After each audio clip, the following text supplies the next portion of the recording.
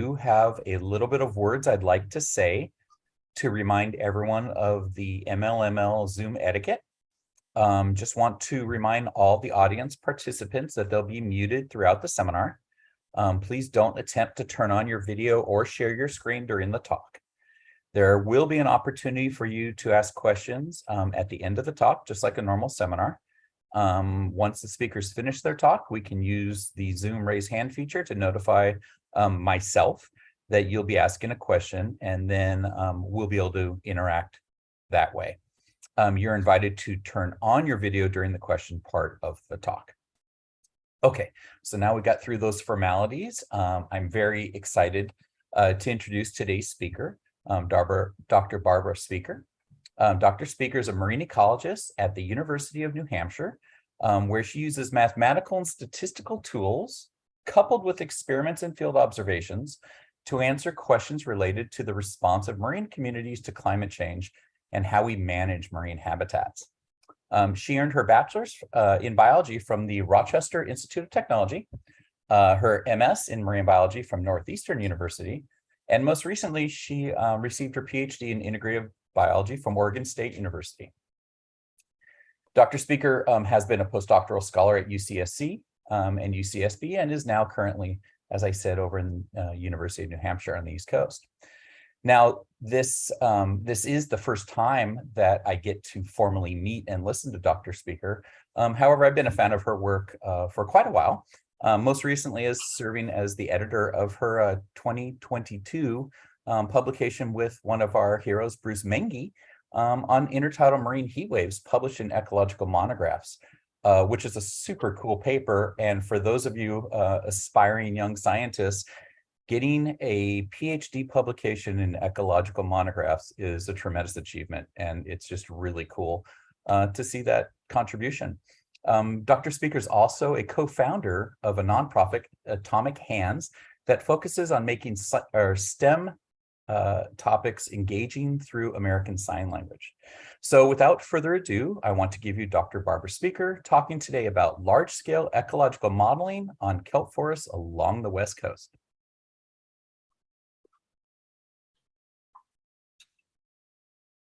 This is Barbara. Thanks, Mike. I'm going to first turn it over to one of our interpreters to just give a little talk about interpreter etiquette here. And this is Deb speaking. I'll be one of your interpreters today. You just heard Halene's voice. She's the other interpreter whose voice you'll be hearing today. You will hear us go back and forth, and we just wanted to give you a heads up about that. Sometimes the interpreting process also takes a little time. It always takes a little time, and so you'll hear a few pauses sometimes as we're just kind of catching up or managing whatever we need to manage. Other than that, I think I'm just going to check in with Halene here and make sure that I covered everything. Great. And we'll turn it over to Dr. Spiecker.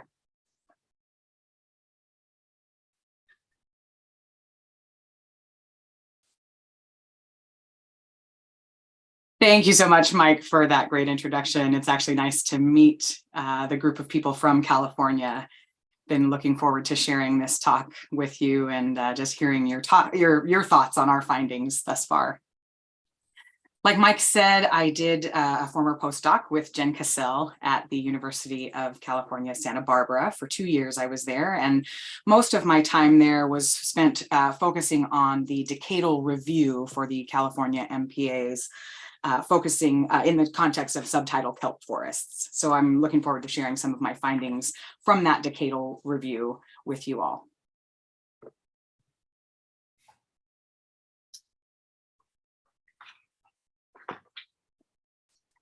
So the general structure and shape of this talk, I want to give you a little history of California MPAs and when they were established and how that impacts our findings.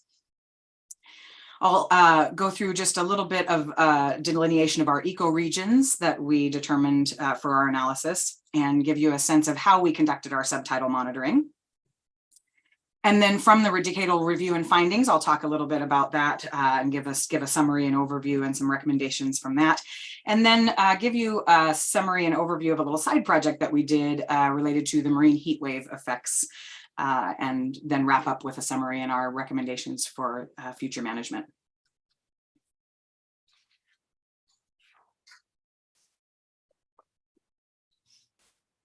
So this slide shows the timeline some of you may be very familiar with, beginning in 1999 with the establishment of the Marine Life Protection Act. When that act was passed, it kind of started some domino effects statewide, where more and more MPAs were established, creating eventually the MPA network as we know it today, beginning in 2003 with the oldest MPA that we have in the current network, which was established in the Northern Channel Islands. Central Coast followed in 2007, and then the Northern Coast MPAs were established in 2010, and as recently as 2012, the South Coast and North Coast MPAs finally went into effect, completing the establishment of our statewide network of MPAs. And so you'll see that actually the recentness of the establishment of some of those MPAs does have an impact on our findings. I'll say more about that later in the talk. In 2018, then we saw the release of the MPA Monitoring Action Plan, which was guided by a number of questions that drove our analysis. And our analysis was just released in 2022, that decadal review that you may or may not have already read.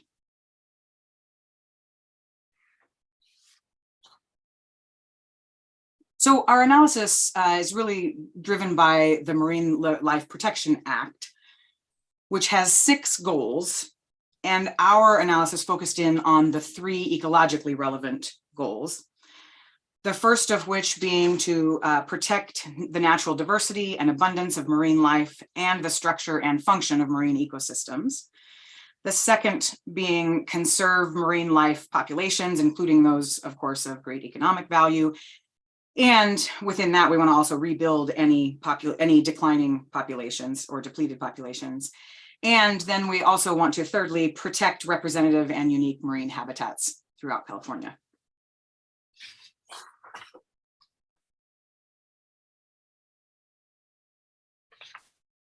So prior to the establishment of the Marine Life Protection Act in 1999, there were already some protected areas, just not in a cohesive network of any sort.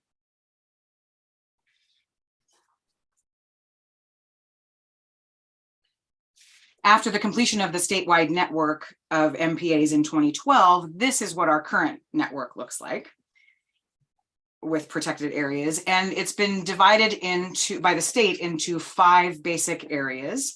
The North Coast, which goes from the California-Oregon border down to Alder Creek, and then what's called North Central Coast, which goes from Alder Creek to Pigeon Point.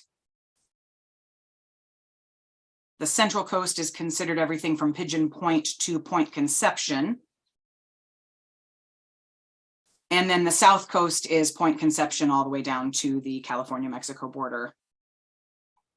Those are the 4 primary regions based on the state's divisions, not including the 5th region, which is San Francisco Bay Area, which is not included at all in our analysis.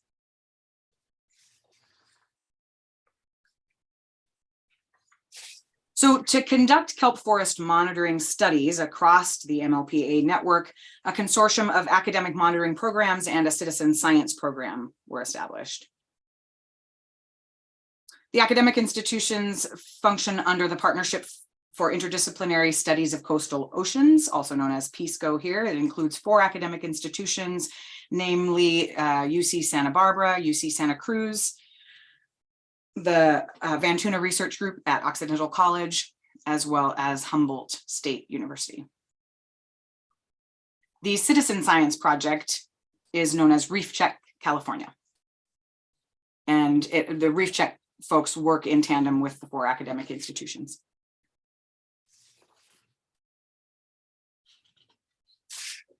So this consortium really allowed us to do large-scale long-term monitoring. To give you a sense of that, it took place over 23 years, involved more than 390 divers, the names of whom are all given on the background of the slide to acknowledge all those who gave their time. 65 total MPAs were surveyed, which is a total of 277 sites, which actually translates into over 50,000 transects, which means then a lot of divers and a lot of diving hours, over 30,000 dives, consuming 70,000 tanks of oxygen. And if you do the math, the amount of time that humans spent underwater doing this monitoring project was several years and then some.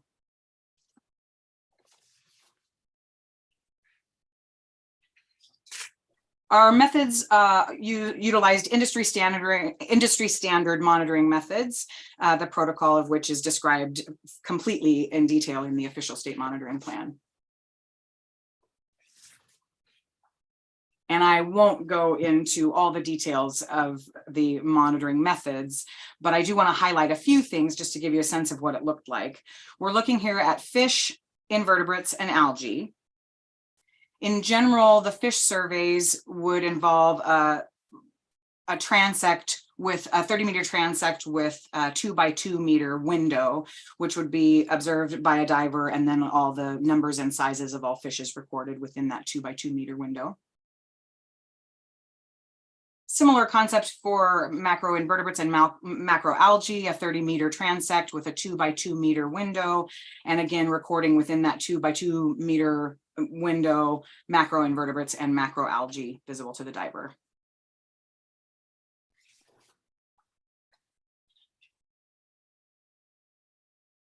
Within each MPA would be paired with a reference site. And within each MPA, then several sites would be sampled. And within each reference area, several sites were also sampled. For the fish surveys, transects typically were arranged as in the picture here, end to end, 5 to 10 meters apart at each of 4 depths, 5 meters, 10 meters, 15, and 20 meters respectively. For macroinvertebrates and macroalgae, same thing, but generally just 2 transects distributed end to end, again, 5 to 10 meters apart at each of only 3 depths this time, 5, 12.5, and 20 meters respectively.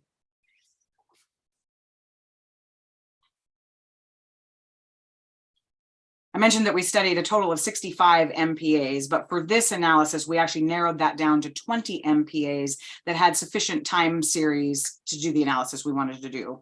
Our criteria when we narrowed those down was based on, first, we want to make sure that the MPA that we select is paired with a reference site, and that both MPA and reference sites are sampled together in those same years, in the same time frame, and that we have a good time series for that MPA. So that resulted in, based on just those 3 criteria, a narrowing down to 20 MPAs.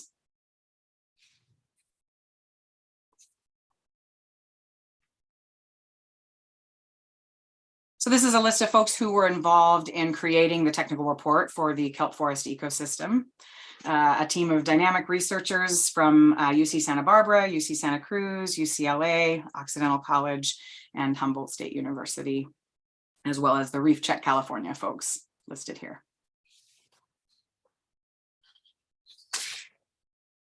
So I mentioned already that the state actually had their delineation of the different regions for their planning purposes.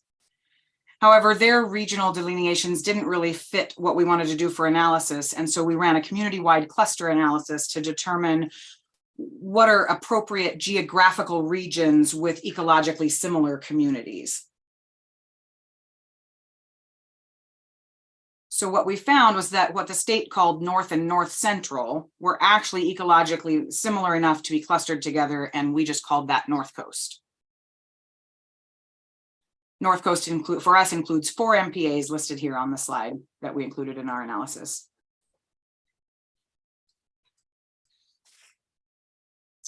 The second ecologically similar grouping ended up being the same as what the state had already delineated, Central Coast. So we also used the delineation Central Coast with these MPAs listed here.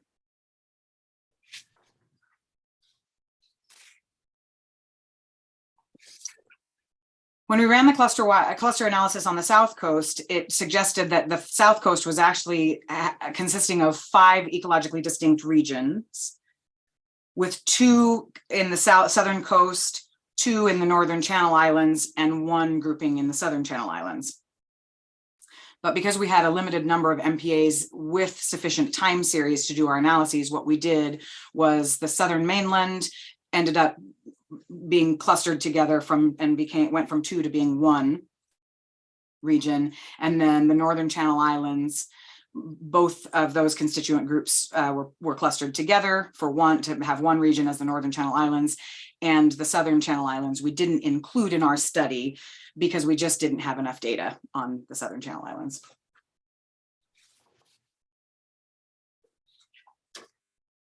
And we'll do a quick interpreter switch. So there are many environmental, ecological, and anthropogenic factors that simultaneously influence species responses when MPAs are established. What we want to do is separate those MPA effects from these factors. And in order to do that, we came up with an analytical framework, which was very conservative, and implemented that in our analysis. So to determine if the MPA had a positive effect, we used these 3 criteria, and they had to meet all 3. The first criteria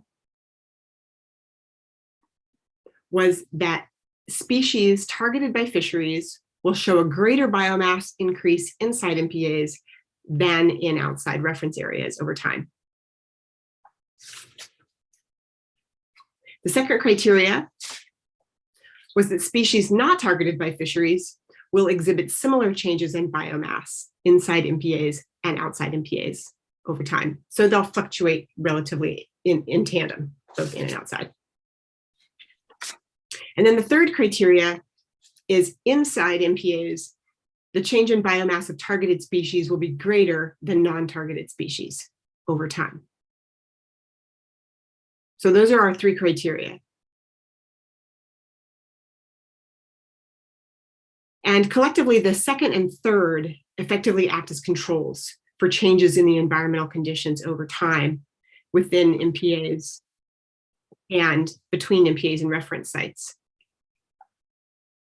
So we want to look at whether targeted and non-targeted species in the MPA both increase, and if so, we know it's actually attributable to an environmental effect, not to an MPA effect.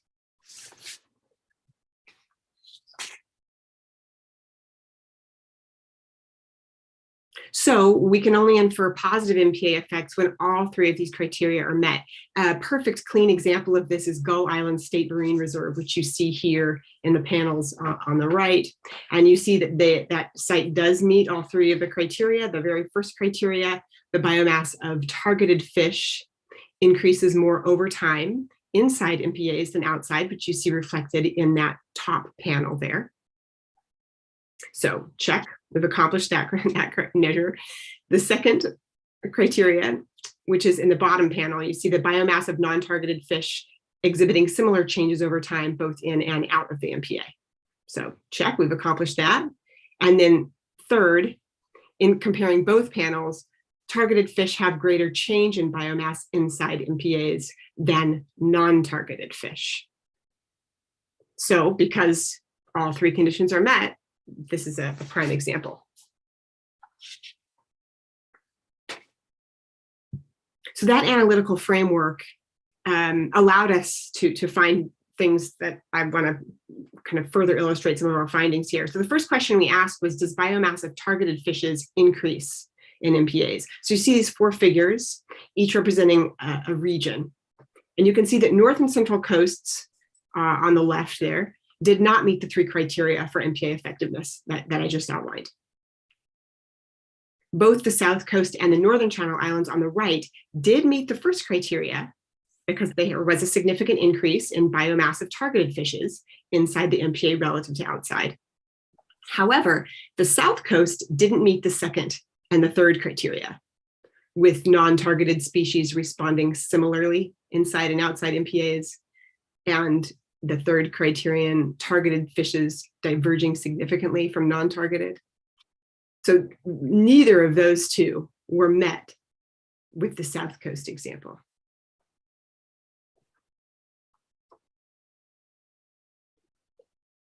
So that leaves us with just NCI. The NCI was the only, Northern Channel Islands was the only case in which all 3 criteria were met in this conservative framework. So to answer our question that we posed initially, does biomass of targeted fishes increase within MPAs? The answer is yes. The strongest MPA response being found in Northern Channel Islands.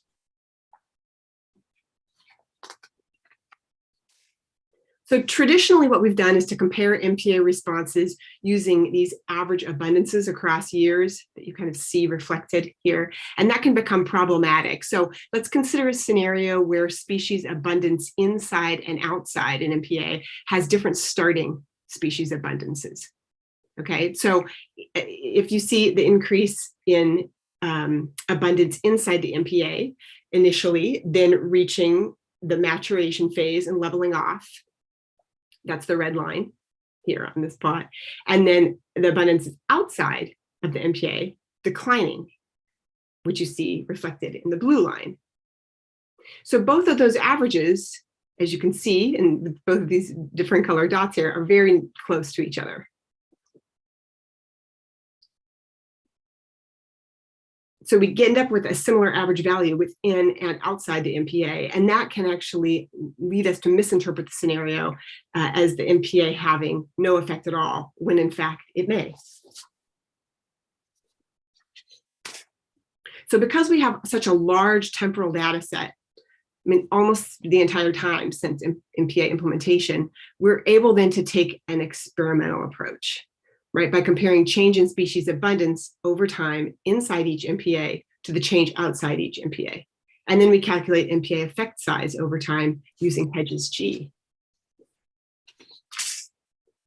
Hedges G calculates effect size, and it's the difference between the rate of change of the experimental group, which in this case is the MPA, and the control group, which in this case is the reference sites. So the formula for calculating effect size you see here on the slide, it's the slope of the biomass inside the MPA minus the slope of the biomass outside the MPA divided by the pooled standard deviation of both groups.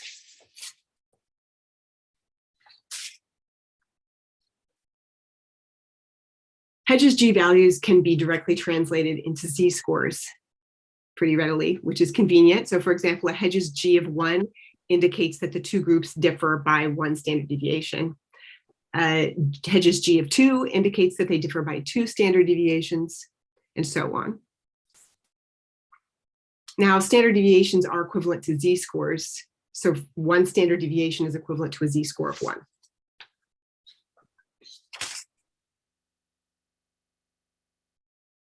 After translating Hedges G to a Z-score, what we can do is convert the values into something more intuitive, which is nice, percentile gain. You can see that at the very bottom of the slide. So I'm going to briefly just explain how we calculate and interpret the percentile gains then in this context. So let's imagine a standard normal distribution, this pretty blue bell curve in the figure on the right. And you can see the Z-scores below the curve in black. They indicate the proportion of the area under the normal curve that falls under that Z value. A negative Z-score indicates that the response is greater in the control group. And a positive Z-score indicates the response is greater in the experimental group. Now, the Z-score, or the area under the curve, can also be interpreted in terms of percentiles, which was what I was just mentioning, again, that yellow line at the bottom.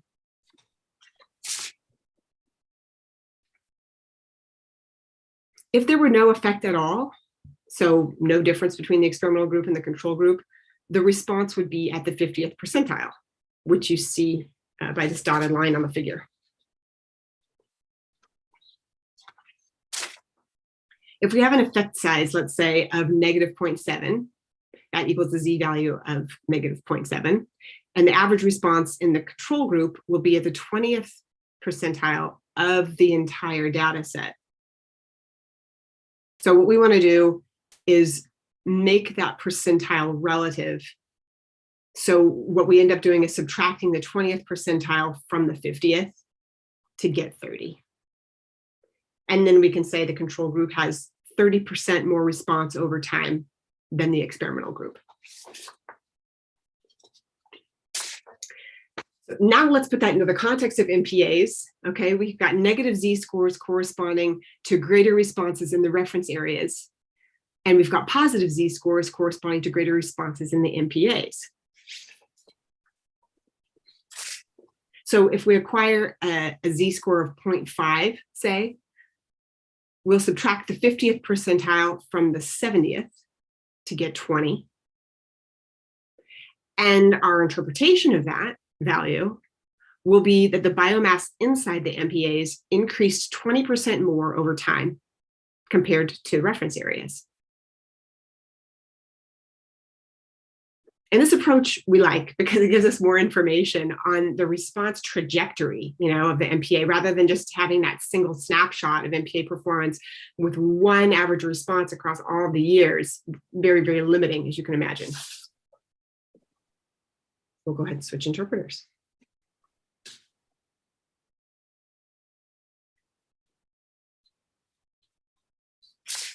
So with relative change over time, or percentile gain in mind, that leads us to ask our next question, which is, do targeted species differ in their responses?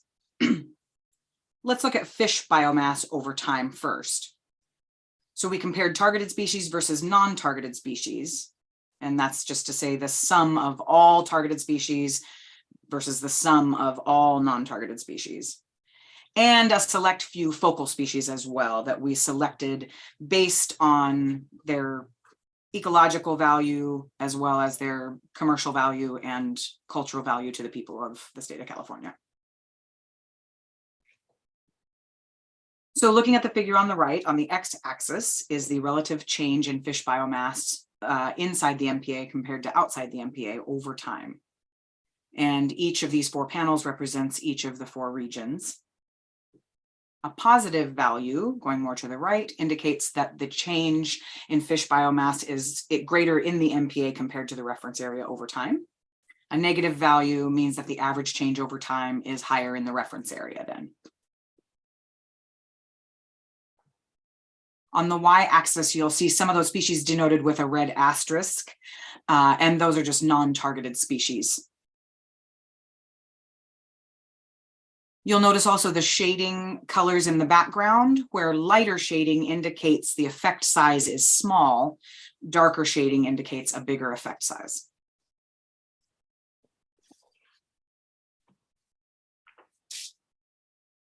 So we found that the MPA responses were strongest in the South Coast and the Northern Channel Islands. And within those 2 regions, noting these red circled areas on the figures, the groups that showed the strongest positive response were targeted species altogether as a whole, and California sheephead and kelp bass as well.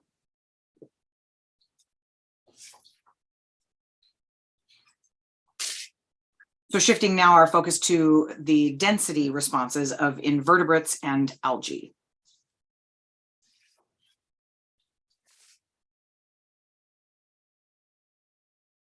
Looking again here at the red circles in the figure, we see that red abalone had the strongest response in Central Coast.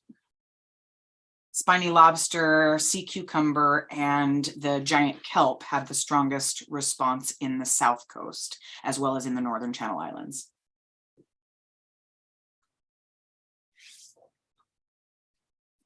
So we just talked about the population responses, and within the MPA borders, we can also see some cascading effects. So using Scorpion State Marine Reserve as an example, you can see the figure on the top there shows sunflower stars, the sea stars that are an urchin predator. And the sunflower star population declined over time due to sea star wasting disease. At the same time we saw that population decline, we also saw other sea urchin predator populations increase to make up that gap. So California sheephead and spiny lobster populations increased during that time.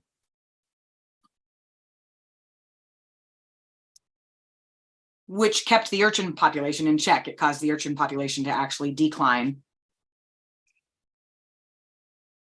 And the decline in urchin population led to allowing the giant kelp to really flourish inside the boundaries of the MPA.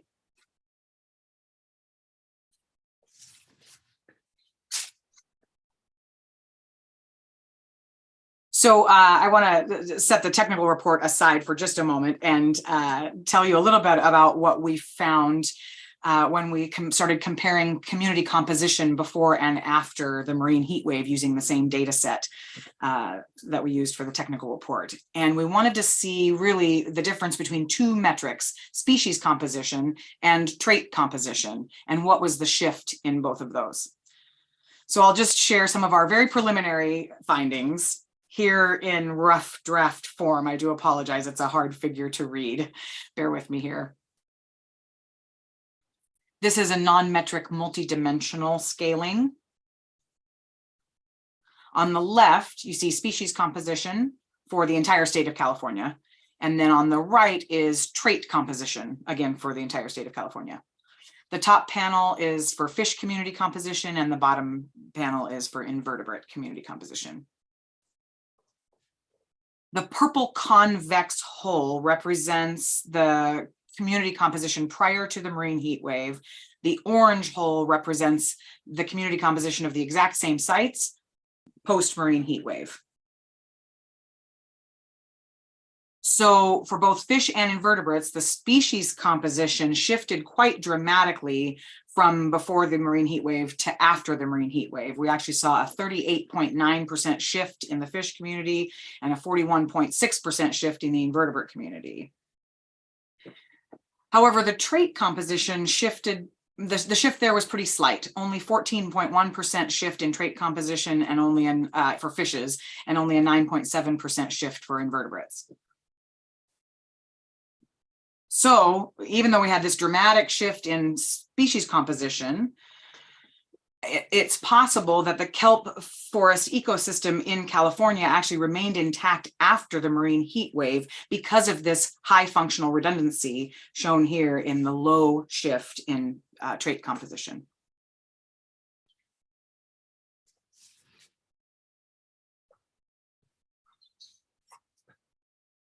And so the actual trait composition, though slight, did shift toward a more herbivore dominant and also a warm water affinity species dominant composition. The top figure showing the fish community composition in the South Coast, for example, you can see that the community composition after the marine heat wave in the orange has shifted toward a more herbivore dominant, and you see the herbivores circled in red there.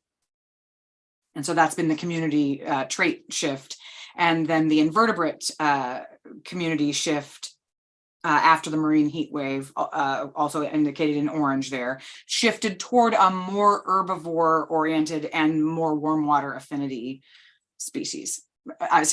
Temperate, warm temperate to subtropical species was the shift there towards that.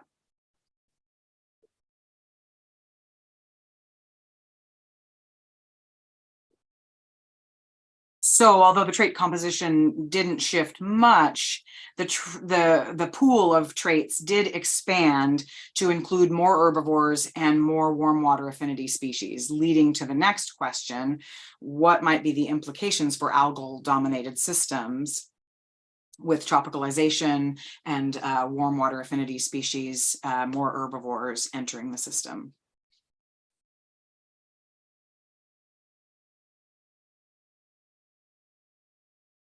So to wrap up, what we found was that population responses in MPAs varied greatly. We're very context dependent. It just really depends on what species you're looking at, where the MPAs are, which region you're in. But we did find that overall, our overall analysis at least was more informative when we looked at the regional level instead of looking at the entire statewide level.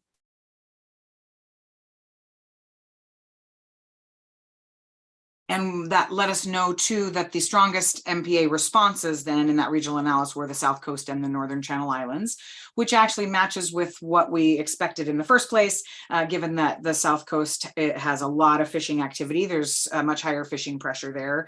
And so we tend to see bigger MPA responses in areas where there's stronger fishing pressure. The North Coast showed more variable, the Central Coast showed more variability in its response. And within the Central Coast, the most southernmost MPAs had more positive responses within those in the central region. In the northern coast region, there were no real clear responses. Some reasons for that is that there are sites there that are just really difficult to access. And many of those MPAs were established quite recently, so don't have robust time series to do our analyses. The North Coast is also colder as a region. And so when the marine heat wave hit, it possibly had a bigger impact, and it may have swamped any MPA effects we would have otherwise seen.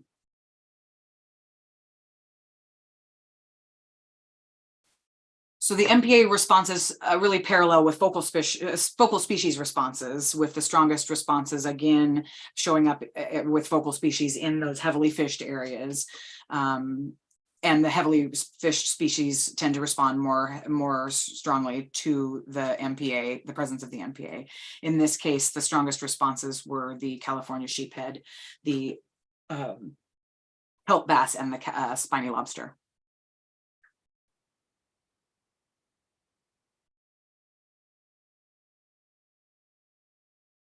So our preliminary results show that the California kelp forest ecosystem is possibly intact after the marine heat wave, given that high level of functional redundancy, which we see in that low level of trait composition shift. But it's still unclear if the expanding trait pool will have implications and what those might be on an algal-dominated system in terms of the algal-related system services that we provide also.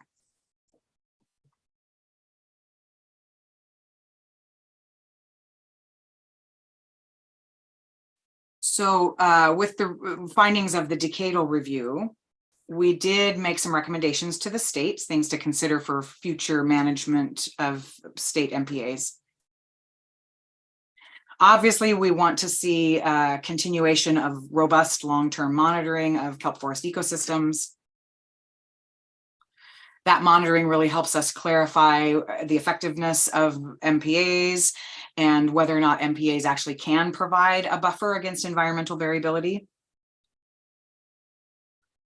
Secondly, we want the state to consider managing, dividing the state into sub-regions to create a statewide agency that then would be divided sub-regionally to allow management decisions to be made within the regions that they pertain to at that regional level.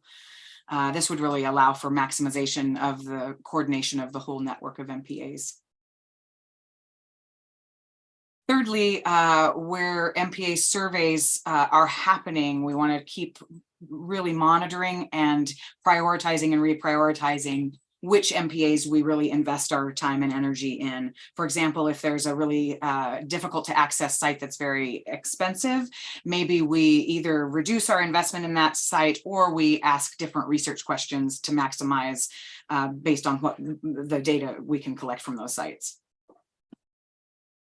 Definitely those, and we want to prioritize MPAs with already robust time series and continue to monitor those. Last but not least, we also need to get accurate fishing data for areas near the MPA. Our findings show biological responses to MPAs that we infer to responses based on our knowledge of previous fishing activity, but we don't actually have spatially explicit fishing data to directly connect the biological responses we're seeing with the fishing activity based on site.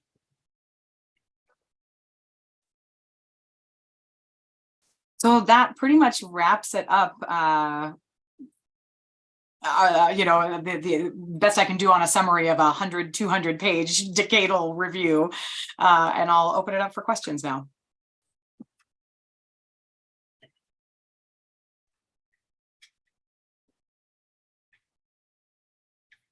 Barbara, it's Mike, and I wanted to start off with my own question before I start looking at the chat and seeing if anyone else has questions or raised their hands. So sure, yeah, absolutely, Mike. So for me, wow, it's a huge data set, and you're trying to get this whole thing distilled down. And I understand the focus on the 3 primary criteria, which make really good sense when you describe MPAs for the purpose of impacts of fishing. But when you think of MPAs for the purpose of enhancing biodiversity or ecosystem functionality, the deviations between targeted and non-targeted seem to not be as relevant, right? It's any increase is interesting. And I just want to hear your comments on that, you know, more of intent of MPAs versus impact of MPAs, and just hear what you have to say regarding maybe some philosophy regarding that. Yeah. Yeah, it's a great question, Mike. Often our management decisions are really based on services, you know, services the ecosystems can offer to people in the state of California. So, you know, the technical report, we also did some assessing of biodiversity, species richness is also included in our analysis of the MPAs. And we didn't actually find any significant difference in species richness or diversity in versus out of the MPAs. So far, as of right now, we have not seen significant differences. But it does seem like in the South Coast, those MPAs, the diversity seems to sort of bounce back more quickly after, it did seem to after the marine heat wave. So I think, so our analysis framework also does have some suites of problems. It's certainly not perfect. And we need to be able to include different pieces and you know, budget for the different questions that we're trying to answer. And it definitely will require more papers going forward to answer all of those questions, yeah, that you're asking. Exactly. Great, thank you. And it does look like we have another question from Dr. Amanda Kahn. She's got her hand raised, so we're going to go ahead and let her unmute and turn on her video and ask you a question. Hi, thank you so much. That was really, really interesting. I was also studying the decadal MPAs from a deeper perspective, from 30 meters down to 100 meters, and specifically the invertebrates. And we did not see a shift in the herbivores, which makes a lot of sense because not as much light gets down there. So instead, we were seeing shifts where we saw them in sessile predators and suspension feeders. And I'm curious if you lumped out the different feeding modes in those ways and saw any trends. And I had two more questions, but we'll wait.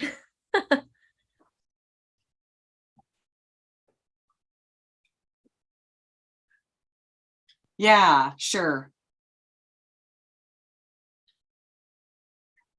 Just 1 second while I get my screen back up here. 1 second.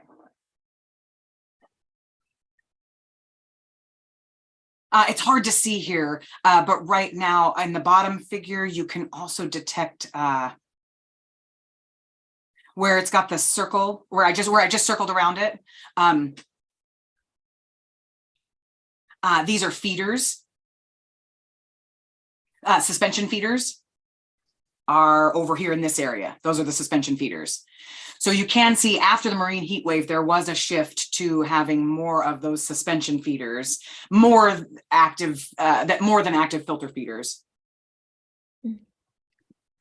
Yeah, thank you. Yeah, that's interesting. But it does really beg for more analysis, yeah, to detect anything further. Can I ask one more?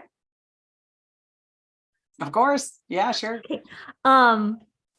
Also, well, I'm curious about the idea of a tailored management approach for the Northern California areas where we don't see as much of a change. And I was thinking about the types of considerations that went into designing an MPA network, like the spacing between them and the size. And I'm wondering where there's sort of more environmental variability, if those sizes are what would need to be managed differently, or maybe whether your group has discussed what those changes would need to be in Northern California. And just one moment for the interpreter.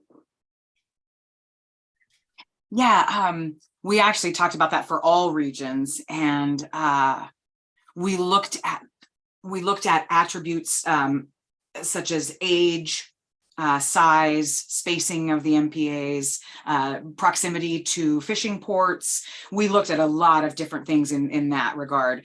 And what we detected there was that there was really no significant relationship that we could tell in terms of MPA attributes and biological responses. There was no relationship there. But we do get the feeling that it's not because there's no actual relationship there, but more like we just don't have a sample size that's sufficient to demonstrate the relationship between MPA attributes and the biological responses. So this, the North Coast is especially a challenge because we've got the sample size is so small there. We just don't have enough data.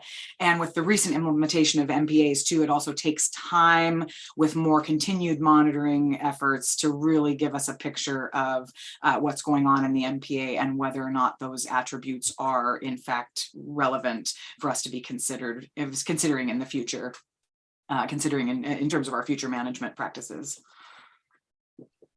Great, thank you. Yeah, thanks for the question. Okay, Dr. Scott Hamilton has his hand raised. We're going to let him unmute and turn the video on. Hi, Barbara. Thanks. That was a really fun talk. I'm going to ask the question that I thought Mike was going to ask, which was about the giant kelp responses, which I was really excited to see the fact that there were these positive responses in giant kelp in all the regions. The southern region makes a lot of sense for why, right? The links between the increase in urchin predators. I was wondering what you thought might explain the patterns in Northern California since, yeah, and did you still see more kelp, I guess, even after the heat wave and the loss of the sunflower star?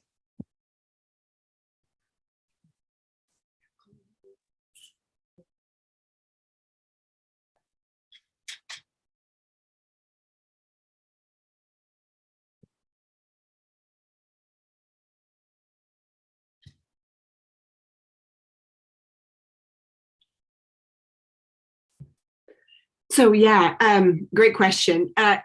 Using the Landsat imagery data that we had access to, it seems like the MPA protection didn't necessarily have a strong effect on kelp forests because, again, the responses were so variable, right? We all know that kelp responses vary based on environmental, responses, environmental factors, urchin predators, otters, presence or not, presence or absence. So I think what we're seeing is that kelp abundance shows a higher resilience after a marine heat wave for sure within the MPA compared to the reference site. I think that we were able to see. So for example, up in the northern coast, we were able to see that bull kelp after the marine heat wave. I mean, it crashed. It really, population plummeted and it stayed low for quite some time, but it seemed like they recovered better within MPAs. So a possible reason for that could be, a whole slew of things. I mean, and it probably goes back to, again, the urchin predator and how well controlled urchin predators kept the urchin population at bay. But it's hard to tell one way or another because we simply don't have enough data coming out of that northern coast region, to really pinpoint what the cause of those patterns are. Thanks. Yeah, it's really exciting to see that. Appreciate the response. Sure thing.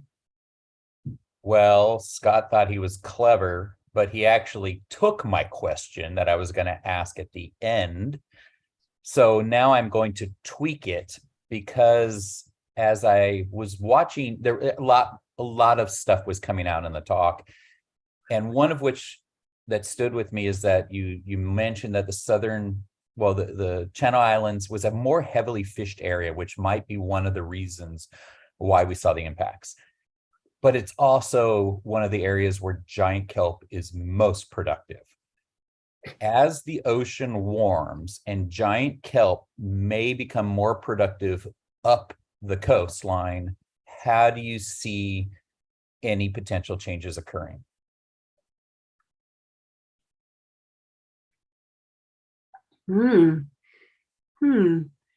I feel like it could go one way or another, depending on where things head, right? I mean, we envision that if climate change creates more marine heat waves that happen more frequently and that last for longer periods, then it's possible that we're going to see fewer of those kelps in all regions, kind of from the bottom of the state up. And I feel like, honestly, the North Coast is more impacted, in terms of the kelp population. But an alternate scenario could be, we could say, well, the South Coast, the preliminary analyses with the trait composition kind of showed that apparently that there are more herbivores coming up from the tropics in the South. And that could have an impact too, on the kelp populations in that region. So I feel like there's a lot of uncertainty, in what the future of giant kelp may look like. And I think I really want to go back to your point about the Northern Channel Islands having more productivity in terms of giant kelp. And I think, they also have the oldest MPAs of any region.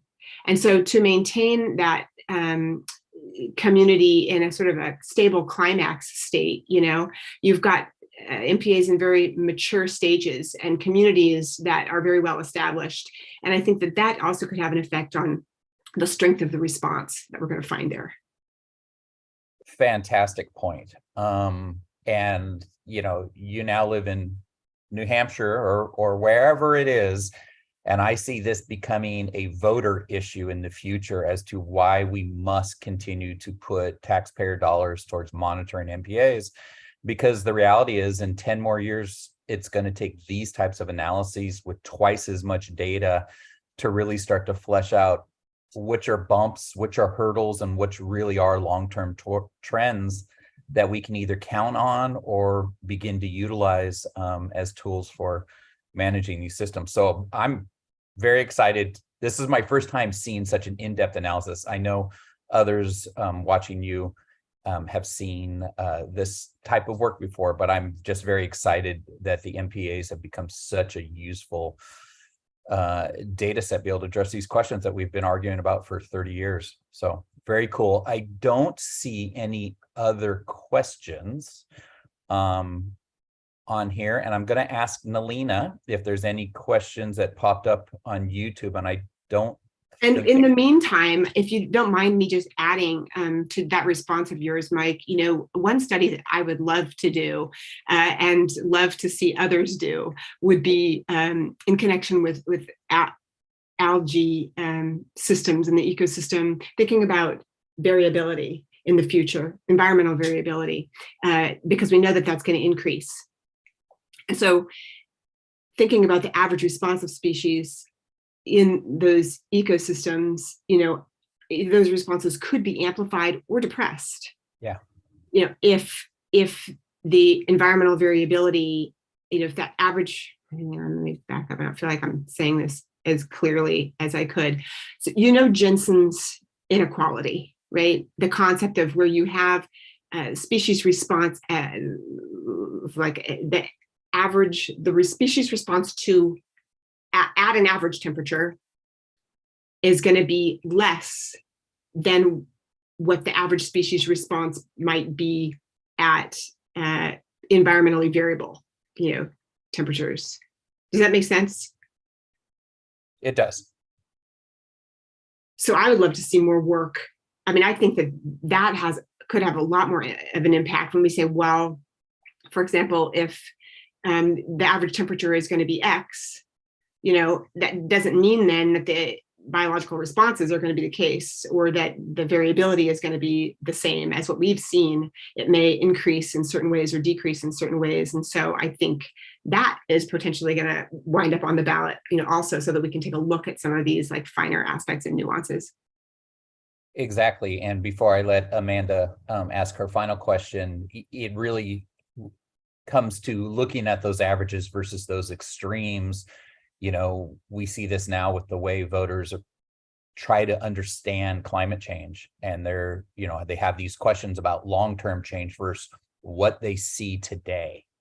And why is this happening today when there's, so much other change that's being discussed on the long-term average cycle. So I think you're absolutely right that that's the flip side of these analyses that I think is going to take more time, but it's critical to have these long-term data sets in order to do so, because the more years we go, the more we can look at the impacts of particular events versus, the long-term synoptic change. So I'm going to give time to Amanda to unmute and drop her hand. Thank you. Sorry, this will be the last one for me. I was just thinking about timescales, and with the deeper water work, our sampling was quite patchy. So we did not have the ability to ask questions about things like range shifts or sort of these expected continual patterns or shifts that we might see as climate changes. Can your data set do that? Did you try, or is that a goal? And associated with that, is that possible, or did that marine heat wave just like mix everything up to the point where 10 years is not enough to see a signal? Like, would we need longer?